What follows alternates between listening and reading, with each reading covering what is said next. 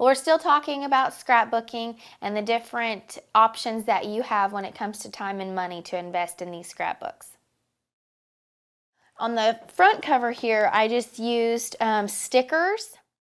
They're actually blue stickers, and I just stuck them onto the cover of the scrapbook, and then with black puff paint went over each letter, so that way it looks like it has a little bit more texture and depth to it, but at the same time it wasn't a freehand writing, so it's neat and organized. So I used those stickers as a guide, kind of like a stencil, so that I could use the paint over them without messing up the cover. And then I just stuck some stickers around the outer edge, which matched the cover of the scrapbook, and gave it a nice depth and texture feel as well.